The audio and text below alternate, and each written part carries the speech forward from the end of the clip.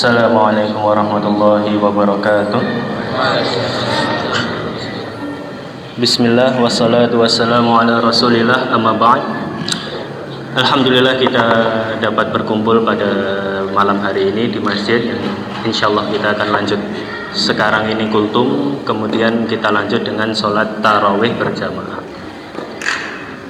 Singkat dari saya mungkin cuma beberapa menit, tapi semoga yang singkat ini dapat bermanfaat bagi kita semuanya. Dalam sebuah hadis sahih Bukhari, pernah suatu malam Rasulullah itu sholat di Masjid Nabawi, kemudian diganggu oleh siapa? Oleh jin, ifrit. Setelah selesai sholat, karena Rasulullah merasa marah gitu, diganggu oleh jin, kemudian ditangkap itu ifrit, ditangkap, terus ditali di tiangnya Masjid Nabawi ketika itu. Setelah diikat, tapi sama Rasul setelahnya dilepas supaya bisa kabur. Paginya beliau mengkabarkan kepada para sahabat bahwasanya semalam diganggu oleh ifrit, kemudian ditangkap, diikat. Kalau bukan karena beliau mengingat doanya Nabi Sulaiman, maka niscaya para sahabat dapat melihat bentuk aslinya jin tersebut. Nah, apa doanya? Doanya itu ada di surat Shaf. Qala rabbighfirli wa hab li mulkan la yanbaghi li ahadin ba'di. Nah, insya Allah kita akan membahas singkat saja tentang Nabi Sulaiman dan prinsip apa yang dapat kita ambil dari kisahnya Nabi Sulaiman ini. Beliau pernah berdoa, wahai Tuhanku, ampunilah aku dan berikanlah karuniakanlah kepadaku kerajaan mulkan yang tidak dimiliki seseorang pun setelahku. Nah, kalau kita melihat di dalam Al-Quran, kita baca Nabi Sulaiman itu banyak diberi kekuasaan itu, Masya Allah. Tidak ada seorang pun yang memiliki kekuasaan yang serupa sampai nanti hari kiamat. Bahkan Rasulullah pun ketika nangkep tadi jin tadi, gara-gara ingat ayat itu langsung dilepas. Kenapa? Karena Nabi Sulaiman itu memiliki pasukan dari bangsa jin, setan-setan juga, dari hewan, dari manusia. Bahkan disebutkan juga di dalam surat Shaf tersebut, wasyayatina kullabana'in wa ghawwas, dan setan-setan yang ahli dalam membangun bangunan dan juga ahli menyelam. Nah, setan itu, jin itu memang Allahu a'lam, diberi kemampuan itu banyak yang kalau kita lihat itu kayak melebihi manusia. Itu menyelam ke dasar lautan, bisa mengambil permata, mutiara, apapun yang ada di bawah itu. Begitu pula kalau kita melihat Nabi Sulaiman, ceritanya, kisahnya yang paling masyhur itu ketika kisahnya beliau dengan seorang ratu namanya Balqis. Nah, itu kan siapa nih di antara kalian yang bisa memindahkan singgasananya Balqis? Akhirnya ifrit, oh bisa, sebelum kamu berdiri dari tempatmu. Kemudian yang kedua, orang yang diberi pengetahuan kitab, ana atika bihi qabla an yartadda ilaika tarfuk, sebelum kamu bisa memandang gitu. Tahu-tahu ada singgasananya. Nah, ternyata beneran singgasananya itu dari jarak berapa ribu kilometer langsung dalam sekejap berpindah. Luar biasa memang. Nah, tapi disinilah yang poin utama itu, Nabi Sulaiman mengatakan suatu kalimat yang mana ini prinsip sekali dalam hidup kita. Apa kata-katanya? Setelah kejadian itu beliau mengatakan, qala hadza min fadli rabbi liyabluwani aashkuru am akfur.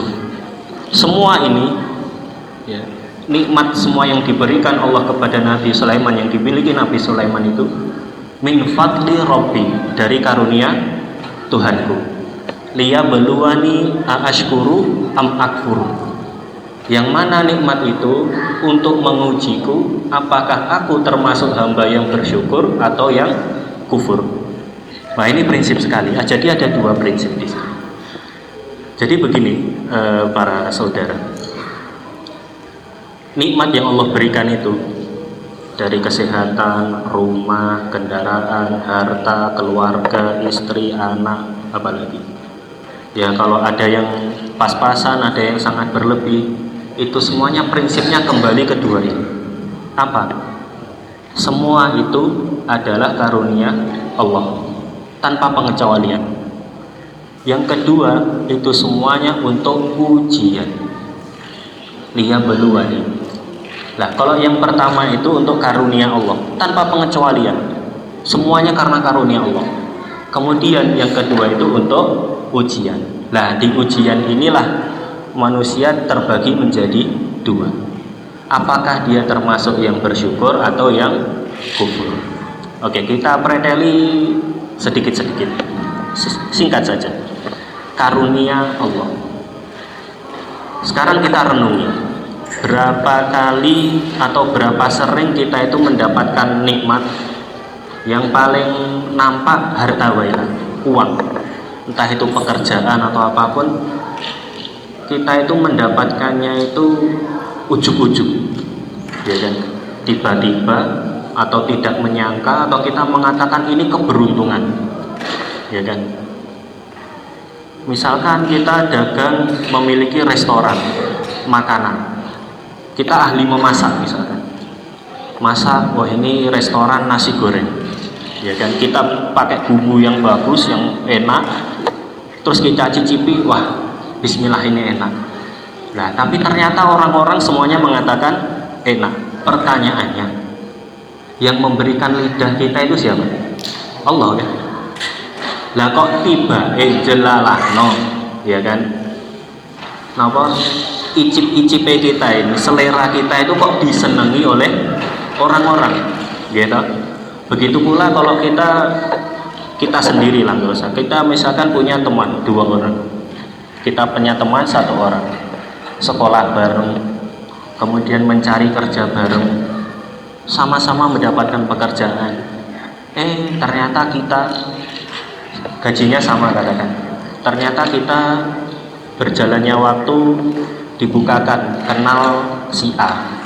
Si A, dari si A dapat link pekerjaan, link usaha dan lain-lain, nanti nyabang lagi, nyabang kemana-mana.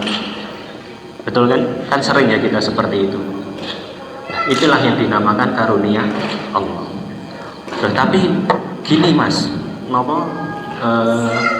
kan kita bekerja itu juga ada usaha, betul.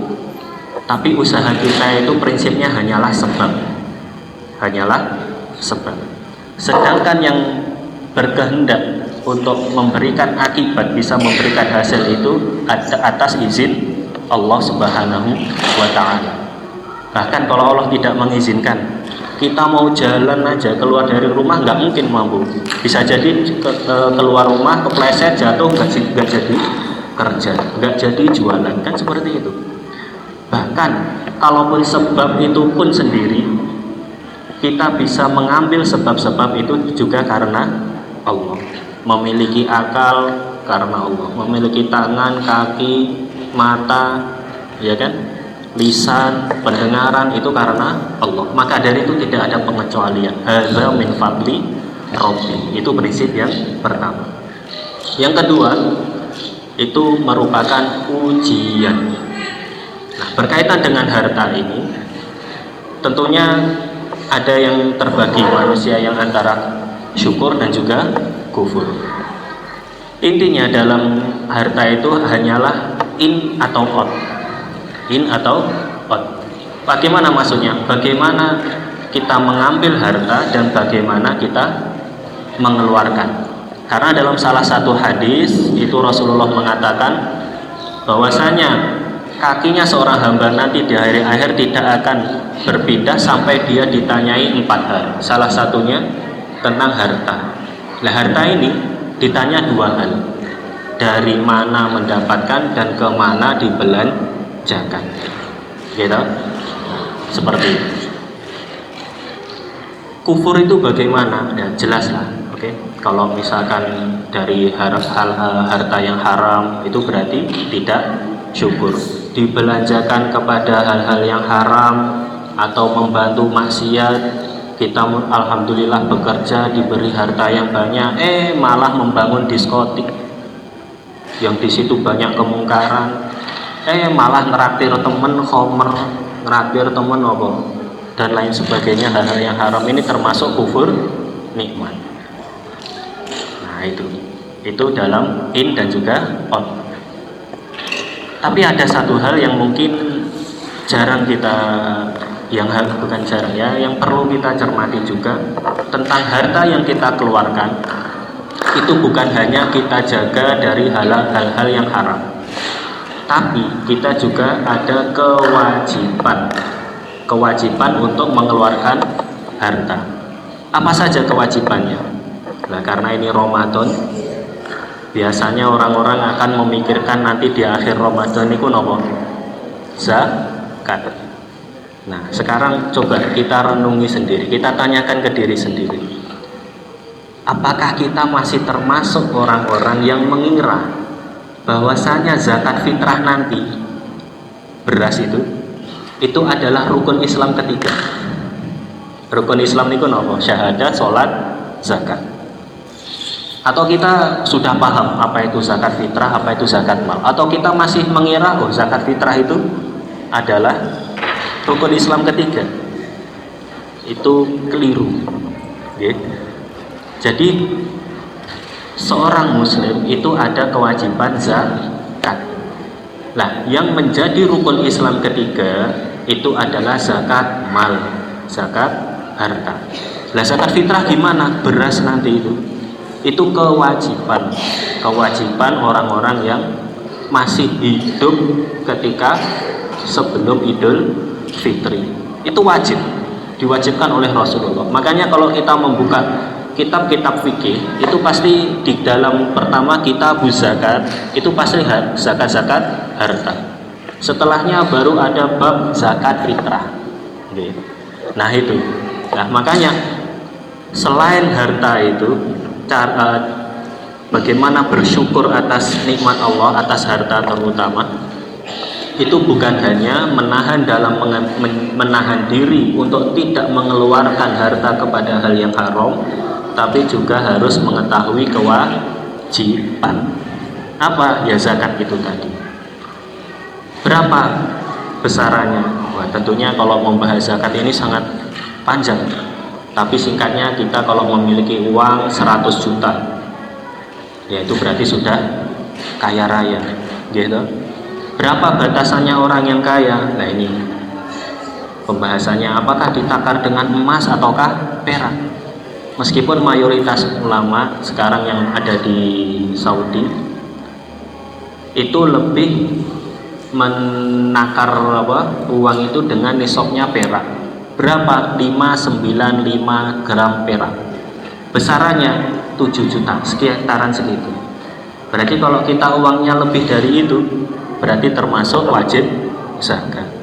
Begitu pula tani. Nah ini banyak yang belum mengerti.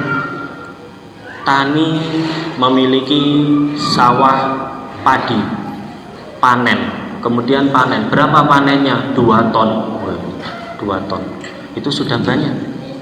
Karena nisabnya batas wajib zakatnya sawah itu ya kita kisaran 650-660-an kilo. Berarti kalau 2 ton, berapa zakatnya yang harus dikeluarkan ketika udah sampai beras itu menjadi beras?